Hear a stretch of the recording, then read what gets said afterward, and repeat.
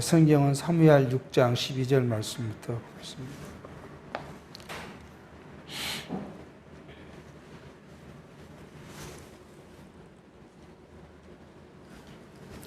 혹이 다윗 왕에게 고하여 가로되 여호와께서 하나님의 궤를 인하여 오벳 에돔의 집과 그 모든 소위에 복을 주셨다 한지라. 다윗이 가서 하나님의 궤를 기쁨으로 메고 오벳 에돔의 집에서 다윗성으로 올라갈새 여호와의 궤를 맨 사람들이 6걸음을 행하며 다윗이 소와 살찐 것으로 제사를 드리고 여호와 앞에서 힘을 다하여 춤을 추는데 때에 배 에봇을 입었더라. 다윗과 온 이스라엘 족속이 즐거이 부르며 나팔을 불고 여호와의 궤를 메어오니라. 우리는 지난 시간까지 다윗이 기럇 여아림에 있는 아비나답의 집에서 여호와의 궤를 다윗성으로 가지고 모셔오는 과정을 살폈습니다. 그리고 그 기럇 여아림 아비나답의 집에서 언약궤를 메올 때 한 번도 수레를 싣지 않는 새 수레로 언약궤를 싣고 아비나답의 아들 우사와 아유가 그 소를 인도해 왔다. 그런데 그 언약궤를 실은 소가 나곤의 타작마당에 이르렀을 때 소가 뛰어서 우사가 그 언약궤를 넘어지지 않도록 붙잡다가 하나님과 충돌해서 우사가 그 언약궤 옆에서 죽었다 하는 말씀까지 살폈습니다. 그러고 나니까 다윗이 언약궤에 메어오는 것을 두려워하고 가드 출신의 에벳오뎀의 집에 언약궤를 놔두었다. 그리고 언약궤가 에돔의 집에 들어갔을 때 약 석 달 동안 있었는데 하나님께서 에벳오돔의 집에 복을 줘서 그 집에 온 집이 복을 받았다는 것까지 우리가 살폈습니다. 그런데 이제 오늘 본문에 혹 어떤 사람들이 다윗 왕에게 고하기를 여호와 궤가 오벳 에돔의 집에 석 달 동안 있는 동안에 오벳 에돔의 집이 복을 받았다. 그 이야기를 이제 합니다. 우리는 이러한 말씀을 가지고 조금 잘못된 이 신앙의 사조들을 만들어내는 것들 경향이 있는 걸 볼 수가 있습니다. 오벳 에돔의 집에 언약궤가 들어옴으로써 복을 받았다. 하나님의 약속의 언약궤가 오벳 에돔의 집에 있었기 때문에 이제 복을 받은 것인데 그게 오벳 에돔의 행위냐? 이런 부분에서 많은 선생들은 우리가 하나님 앞에 충성하고 하는 일에 대해서 하나님의 은혜의 보상이라고 이렇게 가르치기도 합니다. 그러면 이 하나님의 언약궤가 오벳 에돔의 집 말 그 전에는 이 아비나답의 집에 있을 때는 복을 받았다는 말씀이 없어요. 왜 오벳 에돔의 집에 들어갔을 때 하나님께서 그 오벳 에돔의 집에 복을 내렸을까 하는 이야기입니다. 이런 것들은 우리 문화적인 부분에서 이 이상한 것들을 발견해 볼 수가 있는데 우리가 과거에 스티븐 스필버가 감독한 시리즈 영화 중에서 보면 인디아나 존스라는 영화 그 시리즈 보면 그 네이데스라는 영화를 볼 수 있어요. 그 네이데스는 뭐냐면 모세의 십계명에 적은 석판을 담고 있는 어떤 이 성궤를 나치가 그걸 찾아서 그 궤를 이용해서 힘을 이용해서 세계를 지배해 보려는 그런 공작을 떠는 영화. 그래서 그걸 막는 존스. 그 다음에 또 한 가지는 최후의 만찬에 예수님께서 사용했던 성배, 이 잔을 찾으려는 나치와의 싸움, 이런 것들을 통해서 뭐예요? 하나님의 그 계, 이 하나님의 것이 힘이 있고 전능하는 것 같은 그런 설명을 하게 합니다. 사람들이 그런 걸 통해서 현혹될 수도 있어요. 근데 오늘 오벳 에돔의 집에 간 언약궤는 왜 하나님의 은혜를 받아 축복을 받았을까?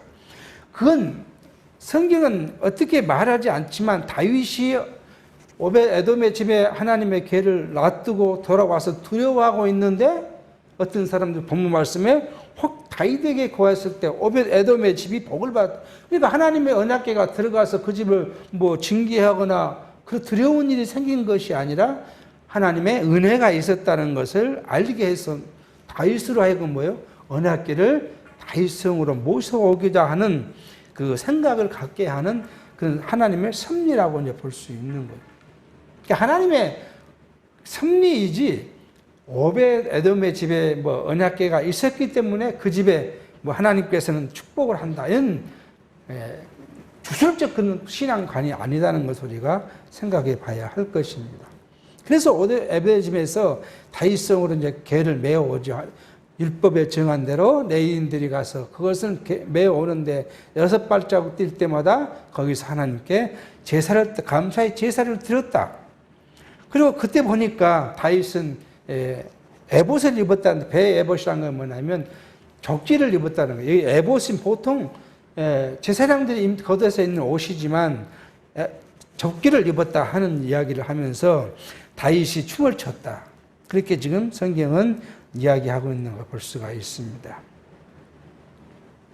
이 이야기는 다윗이 춤을 췄다는 이야기는 이 다윗의 춤은 하나님의 언약궤를 통하여 즐거움을 표하는 다윗의 그 기쁨을 이야기하고 있는 모습이라고 볼 수 있습니다.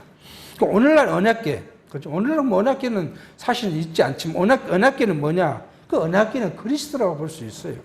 그리스도를 만날 때 우리가 그리스도의 말씀을 접할 때 우리의 심령이 기쁘고 즐거운 것이고 충만해질 수 있는 것이고 그래서 감사할 수 있는 것이 바로 하나님의 진정한 실체, 언약궤의 실체인 그리스도를 만날 때 우리는 이러한 것이 우리의 중생한 영에서 나타난다고 볼 수 있습니다.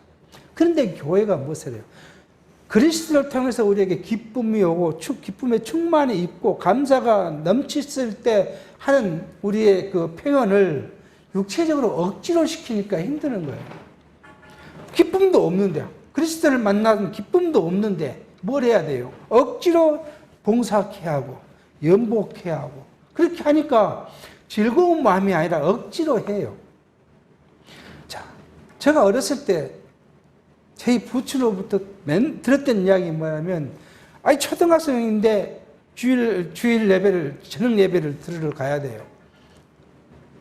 그 들으러 가는데 이유가 뭐냐 그러면 억지라도 가는 것이 더 낫다는 거예요. 그렇게 해서 아주 그 어린 아이를 밤에 끌고 이제 예배당에 가면 예배를 드린 것이 아니라 설교 시작에 기도하고 나면 기도 시간에 잠이 돼갖고 설교 끝날 때까지 그렇고 잠자다가 이제 설교 마치고 아멘 소리에 딱 깨서 이런 이제 오는 경우가 많이 있었던 걸 생각해 봅니다. 그러니까 다윗의 기쁨은 하나님의 언약궤가 자기의 거하는 다윗의 처소로 올라오는 언약궤를 만나는 것에서 기쁨의 표현이라는 것을 우리가 생각해 볼 수가 있습니다.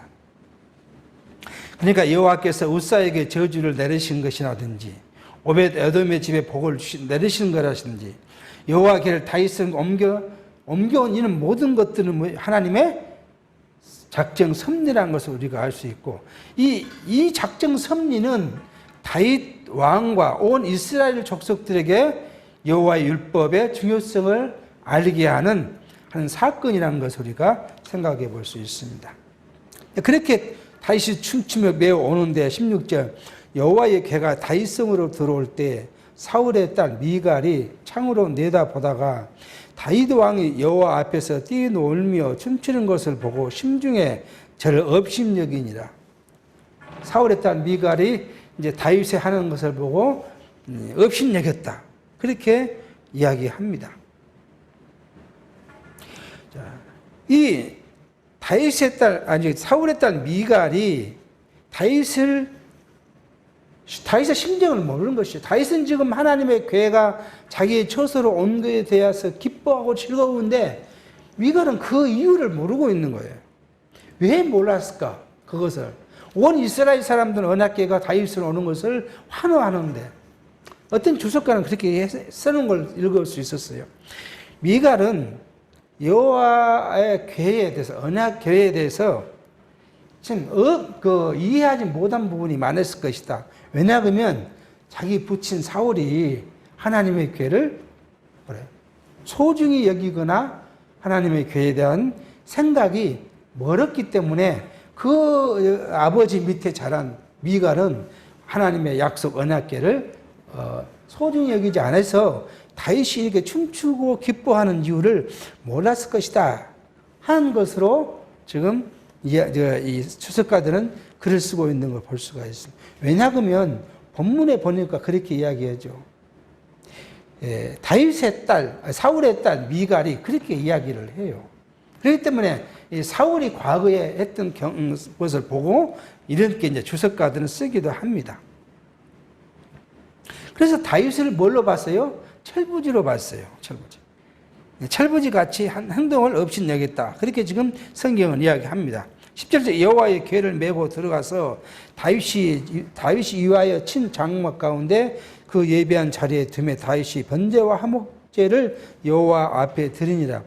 다윗이 번제와 화목제를 드리기를 마치고 만군의 여호와의 이름으로 백성에게 축복하고 모든 백성 곧 온 이스라엘 무리의 물은 남녀하고 떡 한 개와 고기 한 조각과 건포도 한 덩이씩 나누어 주매 모든 백성이 각기 자기 집으로 돌아가니라. 다윗이 이제 자기 성에 들어왔을 때 마지막에 화목제와 번제를 드렸다. 번제는 하나님께 자기의 헌신이죠.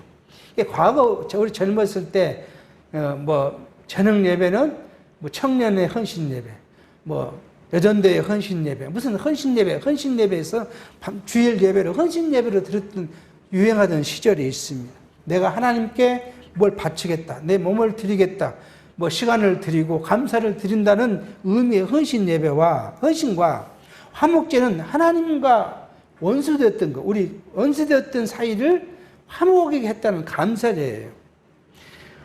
그러므로 다윗 왕이 번제와 화목제를 드린 것은 이스라엘 모든 백성이 여호와께 드려져 화평을 이룬 것에 대해서 감사를 드린 제사다, 이렇게 볼 수 있죠. 그리고 다윗은 여기 만군의 여호와의 이름으로 백성을 축복했다고 이야기합니다.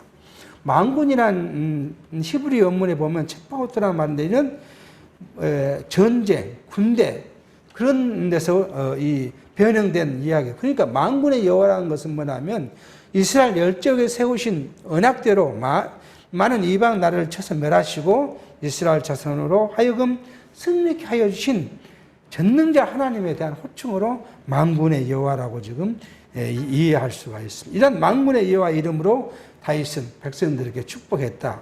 그리고는 모든 백성들 떡 한 개와 고기 한 조각과 건포도 떡 한 덩이씩 나눠줬다. 그렇게 성경은 이야기합니다. 이는 어느 규례에 의해서 한 것이 아니라 여호와의 궤를 다윗으로 옮기게 된 기쁨을 같이 하는 백성들에게 같이 했다는 뜻으로서 다윗이 음식을 나누어 줬죠. 그랬더니 모든 백성들이 각기 자기 집으로 돌아갔다고 이야기를 합니다.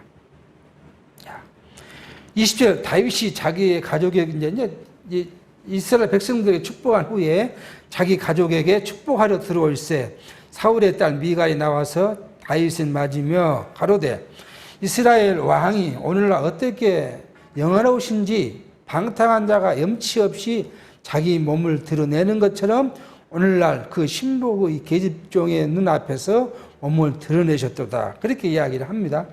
방탕한 자가 한번 쭉 하면서 신복의 계집종의 눈에 몸을 드러냈다는 의미는 이 방탕하다의 히브리 원문은 공허하다, 가치 없다, 가난하다는 의미인데 이거 뭐냐면 신약성경과 비교해 어리석은 자다는 뜻이에요. 왕이 어리석게 해도 그 많은 사람들 앞에 또 여자들 앞에서 몸을 보이며 춤을 췄다는 것에 대해서 지금 이야기하는데 그게 얼마나 오늘날 영화로운 게 높은 왕이 아주 어린 자처럼 몸을 드러내고 그랬다 하는 행위를 지금 이야기하지요. 다윗이 미갈에게 이르되 이는 여호와 앞에서 한 것이니라. 저가 내 아비와 그 온 집을 버리시고 나를 택하사 나로 여호와의 백성 이스라엘의 주권자를 삼으셨으니 내가 여호와 앞에 뛰놀리라. 내가 이전보다 더 낮아져서 스스로 천하게 보일지라도 내가 말한 바 계집종에게는 내가 높임을 받으리라 한지라. 그러므로 사울의 딸 미갈이 죽는 날까지 자식이 없었느니라. 다윗은 이렇게 그 미갈에 의해서 하는 이야기를 뭐라고 하냐면 내 아비 하나님이 내 아비 사울의 집을 버려버리고 나를 택해서 여호와 앞에서 이스라엘 주인이 되게 했다. 통치자를 삼았다. 그러므로 내가 여호와 앞에서 기뻐해서 뛰논다. 그렇게 지금 이야기를 합니다. 또 지금 뛰노는 내 모습은 정말 천진 어린아이처럼 기뻐 뛰노는데 내가 더 낮아진다 해도 상관이 없다. 그렇지만 계집 미갈 너에게는 내가 높임을 받을 것이다. 그렇게 이제 미갈의 그 이야기에 반대되는 이야기를 하고 있는 걸 볼 수가 있습니다. 그러니까 이런 다윗은 여호와께 관련된 다윗의 순전한 기쁨에 대한 것을 미갈은 이해하지 못한 그런 말로 볼 수 있습니다. 다윗은 여호와는 높아지고 자기는 낮아지는 모습을 보이는데 이것은 다윗의 중심이라고 볼 수 있어요. 다윗을 업신여긴 미갈을 저주를 받아 평생 자식이 없었다. 이렇게 성경은 막을 내리고 있는 걸 볼 수가 있습니다. 이렇게 해서 떠돌던 하나님의 언약궤가 다윗의 성에 이제 안착을 했습니다. 안착을 하고 나니까 하나님은 7장에 다윗에게 여러 가지 약속을 하고 있는 걸 이제 볼 수가 있습니다. 첫 번째 약속은 하나님께서는 모든 대적에게서 벗어나게 해주실 것을 약속을 하고요. 그리고 나라의 위를 영원히 경고케 해주실 것을 언약해 주십니다. 자, 그 내용을 한번 7장 1절부터 살펴보도록 하겠습니다. 7장 1절 여호와께서 사방의 모든 대적을 파하사 왕궁으로 궁에 편안히 거하게 하신 때에 왕이 선지자 나단에게 이르되 볼지어다 나는 백향목 궁에 거하거늘 하나님의 궤는 휘장 가운데 있도다. 나단이 왕께 고하되 여호와께서 왕과 함께 계시니 무릇 마음에 있는 바를 행하소서. 다윗이 이제 다윗의 모든 이방을 패하고 편안히 거했다. 그러니까 대적들이 이제 없는 상태죠. 그랬을 때 왕이 생각해 보니까 뭐예요? 자기는 백향목을 준 호화로운 왕궁에 있는데 여호와의 궤는 장막 안에 덮여 있는 것을 보고는 뭘 생각이냐? 하나님의 집을 내가 지어야겠다 하는 생각을 이야기합니다. 그러니까 선지자 나단은 하나님이 당신과 함께 계심으로 뭐든지 하십시오 라고 이야기를 합니다. 이 말씀의 첫 번째는 다윗이 사방의 모든 대적을 파했을 때인 그때 이방을 대적이 누구냐 그러면 블레셋뿐만 아니라 이방 족속들을 다 이야기를 하는 거예요. 그런 이방 족속들은 다 패했을 때, 그 다음에 다윗의 왕궁이 세워졌을 때를 생각해 보면 뭐예요? 다윗의 왕의 말기에 이제 이 일을 나타내는 것을 볼 수가 있어요. 나단 선지자는 다윗이 솔로몬의 어머니 밧세바를 간음했을 때도 나단 선지자가 와서 다윗을 책망했던, 그리고 나단은 다윗을부터 해서 솔로몬 시대까지 양 두 왕을 시대에 활동했던 선지자이죠. 그 이제 나단 선지자가 다윗에게 했던 말. 그날 밤에 7장 4절 그 밤에 여호와의 말씀이 나단에게 임하여 가라사대 가서 내 종 다윗에게 말하기를 여호와의 말씀이 내가 나를 위하여 나의 거할 집을 건축하겠느냐? 내가 이스라엘 자손을 애굽에서 인도에 내던 날부터 오늘날까지 집에 거하지 아니하고 장막과 해막에 거하며 행하였나니 무릇 이스라엘 자손으로 더불어 행하는 곳에서 내가 내 백성 이스라엘을 먹이라고 명한 이스라엘 어느 지파에게 내가 말하기를 내가 어찌하여 나를 위하여 배양모 집을 건축하지 아니하였느냐고 말하였느냐. 이 말씀은 다윗이 건축하고자 한 다윗의 뜻에 지금 반대하는 이야기죠. 언제 내가 나 집을 건축하고 싶다고? 그 이야기죠. 5절이. 그런데 나는 너희 민족을 예굽에서 여기 가나안의 모든 때까지 내가 어느 누구에게도 내 집을 건축하라는 말 한 적이 없다. 그리고 내가 장막과 회막에 거하였으면서 내가 모든 너희들 먹였고 입혔고 인도해 왔는데 무슨 건축을 하겠다고 하느냐 하고 지금 하나님께서는 다윗의 의견에 지금 반대하고 있는 말씀을 지금 하고 있는 걸 볼 수가 있습니다. 하나님께서는 왜 그동안에 하나님의 그 주를 건축하지 않았을까 하는 이야기죠.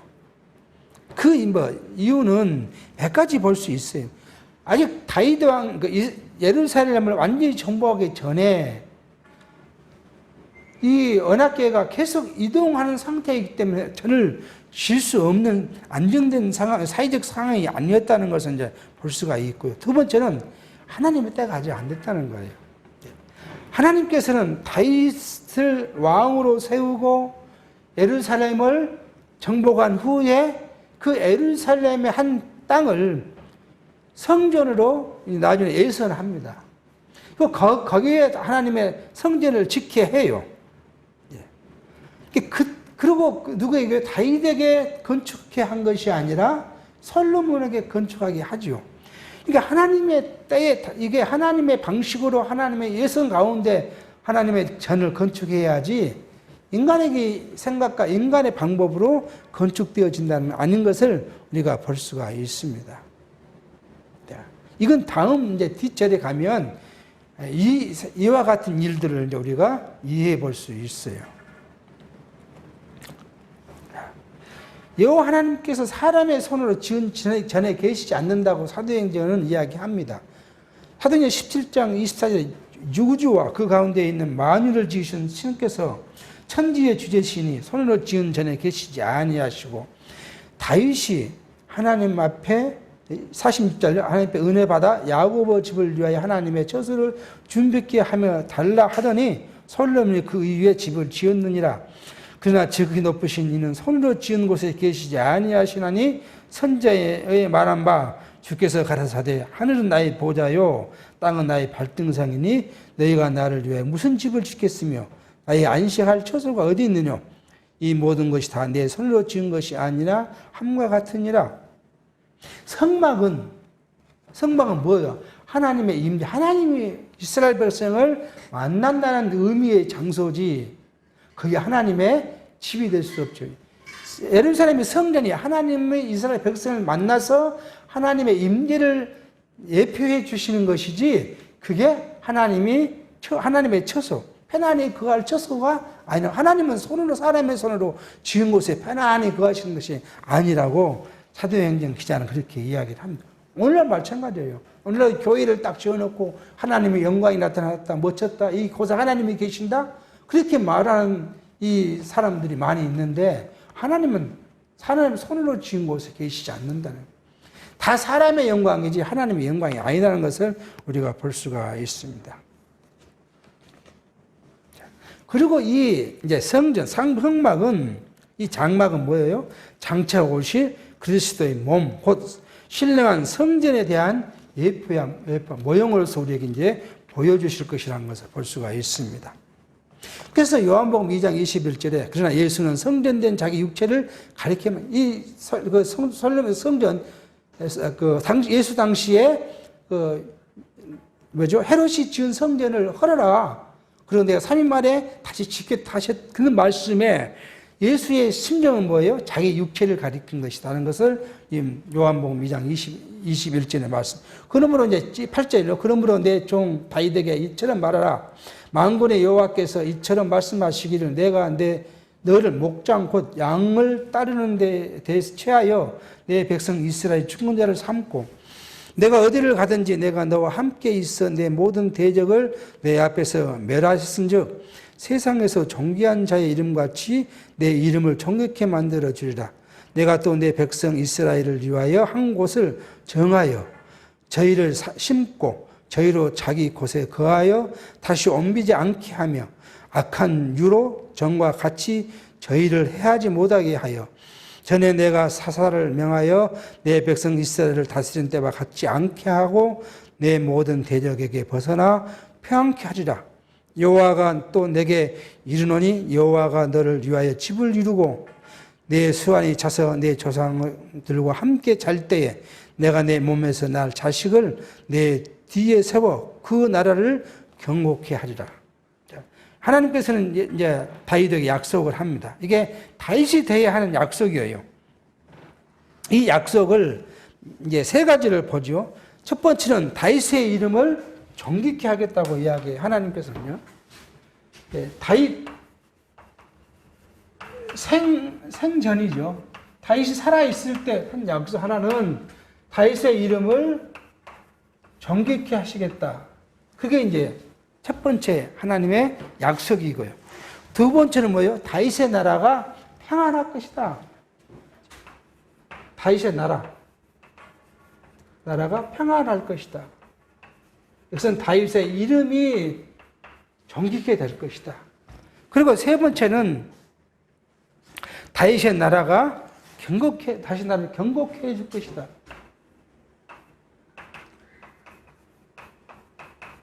경고케 해주실 것이라고 약속을 합니다.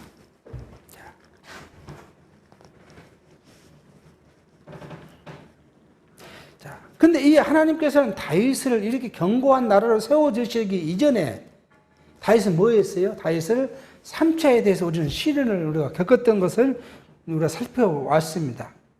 하나님께서는 나라를 세우고 다윗 당대에 될 일 약속하시는데 이는 뭐야? 다윗의 행위와 무관하던 거예요. 다윗이 뭘 하나님에게 언약궤를 잘해서가 아니라 하나님께서 자기의 뜻에, 자기의 약속, 자기 뜻, 자기 작정에 대로 하나님께서는 다윗에게 약속하십니다. 왜? 하나님께 이미 다윗에게 그 전에도 약속하셨고 다윗의 열조에 약속했던 그 나라이기 때문에 이런 다윗의 이름을 존귀케 해주고 편안케 해주고 다윗의 나라를 건강케 하겠다고. 하나님은 사람의 행위에 의해서 하는 것이 아니라는 거죠. 항상요. 하나님은 자기의 뜻, 이걸 이제 하나님의 작정이라고 그러고요.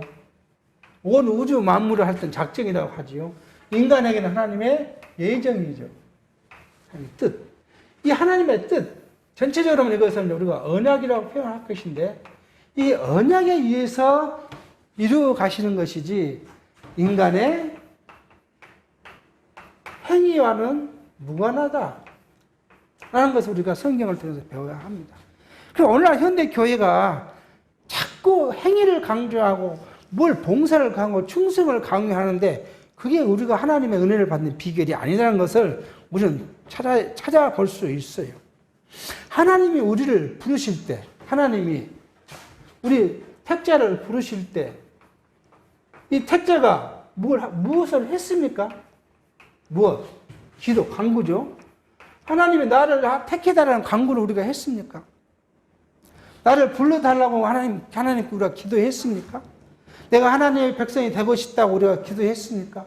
그와 아무 관계없이 하나님은 언제요? 창세 전에 예정하셨어요.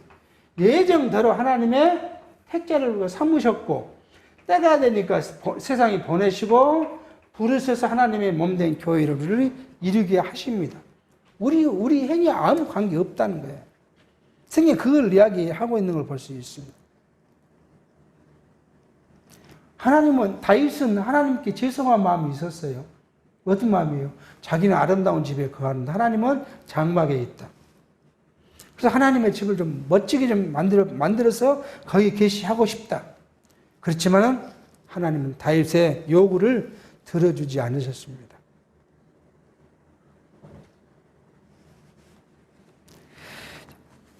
이러한 것들, 이러한 의미는 그리스도께서 오셔서 그리스도 이름이 그리스도께서 오셔서 그리스도의 이름이 존귀케 하고 그리스도의 나라가 평안하고 그리스도의 나라가 견고히 세워질 것에 대한 모형적 예표라는 것을 우리가 이해해야 합니다. 다윗이 이뻐서 한 것이 아니라 다윗에게 한 이 약속은 장차 오실 그리스도께서 이루실 것에 대한 모형적인 것이다 라는 것을 이제 우리가 이해하면 좋겠습니다. 그러므로 다윗의 나라는 뭐예요? 그리스도의 영원한 나라에 대한 모형이다 라고 우리가 이해해 볼 수가 있습니다. 자, 그 다음에 다윗의 생전하고 다윗의 다윗의 죽음 후죠. 죽음 후에 또 하나님께서는 약속을 해 주십니다. 13절입니다. 저는 내 이름을 위하여 집을 건축할 것이요. 나는 그 나라를 영원히 견고케 하리라. 나는 그 아비가 되고 그는 내 아들이 되리니 저가 만일 죄를 범하면 내가 사람 막대기와 인생 채찍으로 징계하려니와 내가 내 앞에서 패한 사울에게서 내 은총을 빼앗은 것 같이 그에게서는 빼앗지 아니하리라. 내 집과 내 나라가 내 앞에서 영원히 보존되고 내 위가 영원히 견고하리라 하셨다 하라. 나단이 이 모든 말씀을 이 모든 묵시대로 다윗에게 고하니라. 바로 앞절 12절에 내 수완이 차서 내 조상들과 함께 잘 때, 그러니까 다윗이 이제 죽은 후에 내 몸에서 날 자식을 내 뒤에 세워 그 나라를 견고케 하리라. 그러니까 다음 세대가 왕이 된 후에 그 왕에게, 그렇죠, 그 왕에게 첫 번째는 뭐예요? 여호와의 집을 건축할 것이다. 집 건축, 성전이죠. 성전을 건축할 것이다. 성전 건축을 약속하고요. 두 번째는요, 왕위를 뺏지 않겠다. 내가 사울에게서 왕위를 빼서 너에게 준 것처럼 절대 왕위는 뺏지 않는데, 어떤다고? 만약 너의 아들들이 범죄하면 어떻게 한다고요? 사람의 막대기와 인생의 채찍으로 징계할 것이다. 이제 유의를 빼앗는 것이 아니라 채찍 정도로서 내가 그를 징계하겠지만 나라를 뺏지 않겠다 하는 것이죠. 왕위를 뺏지 않겠다. 왕위를 뺏지 않겠다. 세 번째는 뭐라고요? 다윗의 왕가를 영원히 견고케 하겠다. 내 집과 내 나라가 내 앞에서 영원히 보존되고 내 이유가 영원히 견고케 하리라고 말씀하십니다. 다윗의 나라가 영원히 견고케 하겠다. 자, 왜 이렇게 하셨는가? 자, 이것은 이미 우리가 창세기 49장 10절에 누구와요? 야곱이 유다에게 축복할 때 말씀하셨어요. 내 다리 밑에서 그 지팡이 왕위가 언제 가요? 실로가 오실 때까지. 실로가 오실 때까지. 그래서 그 약속대로 하나님이 이미 전에 했는 약속대로 다윗에게 약속한 나라가 실제로 언제까지요? 예수가 오실 때까지 그 나라가 견고히 섰다는 것을 우리가 지금 이야기하고 있습니다. 자, 이와 같은 여호와의 언약의 말씀 그대로 다윗 왕의 후대가 계속 이루어졌던 것을 역사에서 이제 찾아볼 수 있는데, 그 찾아볼 수 있는 것이 뭐냐면 역대기 상하입니다. 우리는 이게 성경이 보면, 바로 앞 성경이 보면 사무엘 상하가 있고 열왕기 상하가 있고 역대기 상하가 있는데 이 내용이 반복된 걸 볼 수 있어요. 그 반복되기 때문에 이거에 대해서 자유신학자들은 비판을 합니다. 근데 이게 성경신학적 관점에서 보면 이건 다윗 왕국을 건설하는 데 초점이 맞춰져 있고요. 열왕기 상하는 이 다윗 왕국에서 이탈 왕조죠. 다윗 왕국을 이탈 왕조에 대한 것을. 그래서 그 왕조가 범죄하고 징계를 받고 범죄하고 징계받다가 마지막에 패하죠. 멸망하죠. 다윗 왕조의 멸망을 이야기하고요. 이 열왕기 역대기 상하는 똑같이 이탈 왕조와 똑같이 다윗 왕조의 자손들이 범죄하지만 다윗 왕조는 보호해 주시는 것에 대한 초점이 맞춰져 있어요. 그래서 이제 열왕기 상하, 역대기 상하나 이스라엘 역사에 관계된 걸 쭉 이야기하는데 열왕기 상하는 이게 남유다와 북이스라엘에 비교를 해 가는데 남유다의 멸망에 대해서는 내용은 이야기하지만 그 결론을 이야기하지 않아요.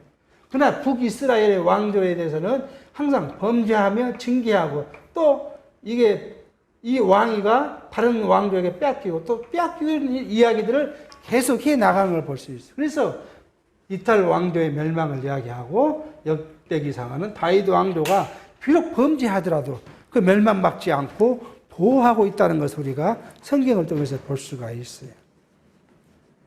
유다 지파의 자신 왕에게 언약이 하신 것을 우리가 볼 수 있습니다. 이와 같은 은혜의 언약을 세움을 받은 택자들, 오늘 우리 택자들이죠. 택자들도 마찬가지예요. 여기 말한 것처럼 우리 행위와 아무 관계없이 우리 그 나라를, 그 영원한 나라를 우리가 소유했다.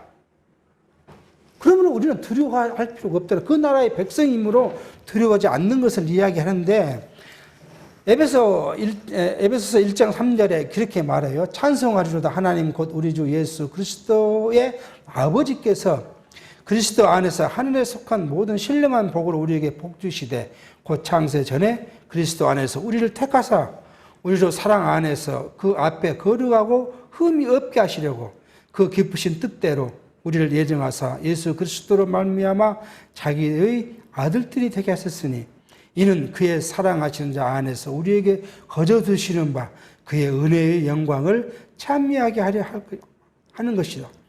우리가 그리스도 안에서 그의 은혜의 풍성함을 따라 그의 피로 말미암아 곧 구속, 곧 제사함을 받았느니라.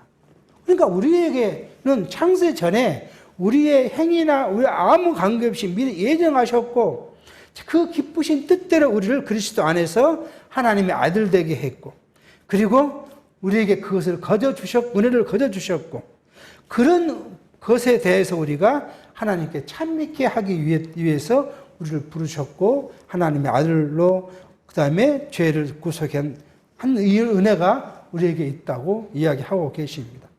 이것이 바로 구약의 역사를 통해서 다윗을 어떻게 섭리했던 것처럼 오늘 우리 신약시대에 살아가는 성도에게도 어떻게 적용된가를 말씀해주고 있는 걸 볼 수 있습니다. 다윗의 나라, 다윗은 하나님께서 생전에 3가지의 약속을 했고 사후에 그래서 이것은 누가요? 솔로몬이 그냥 그랬죠. 한 곳 어떤 한 곳을 지정해서 자, 이게 나중에 예루살렘이겠죠.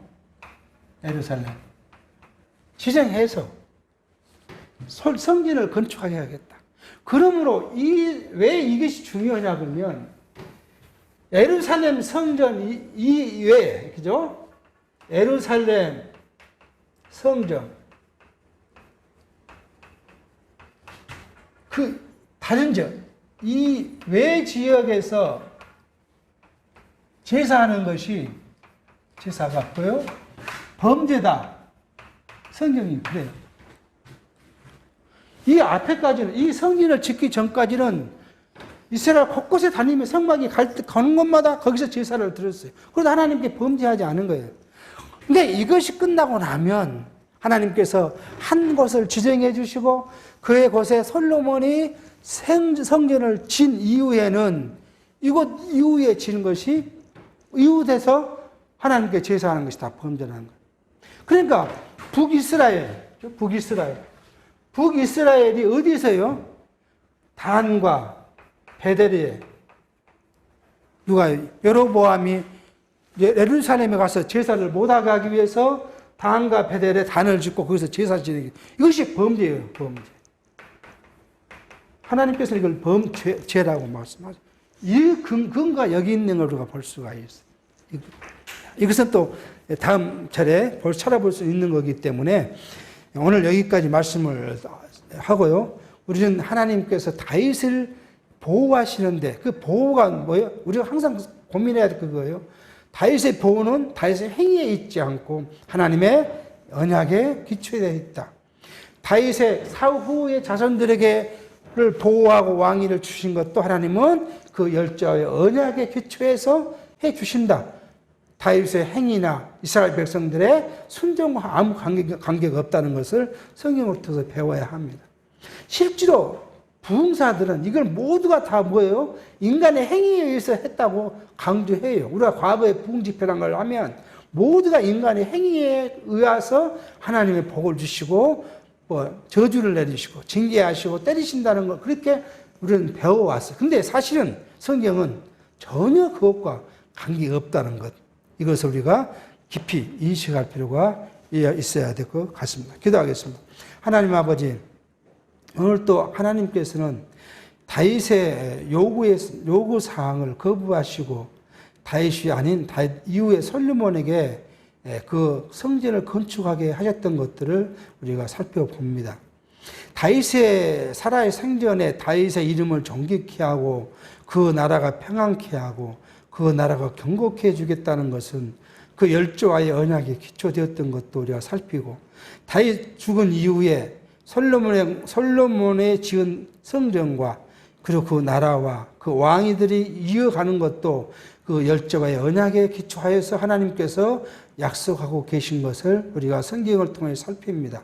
하운데 우리의 삶도 하나님께서 말씀을 통해서 우리에게 약속하신 대로 이루어질 것도 확신한 믿음을 우리에게 허락해 주시사 우리가 세상을 살아갈 때 하나님이 내게 허락하신 여러 가지 은혜에 감사하며 감격하게 살아갈 수 있게 해주시고 하나님을 인간의 행위에 의하여 움직이는 그러한 신으로 취급되지 아니하도록 우리에게 확실한 지혜도 지식도 허락해 주셨기를 바라오며 예수의 이름으로 기도하옵나이다. 아멘.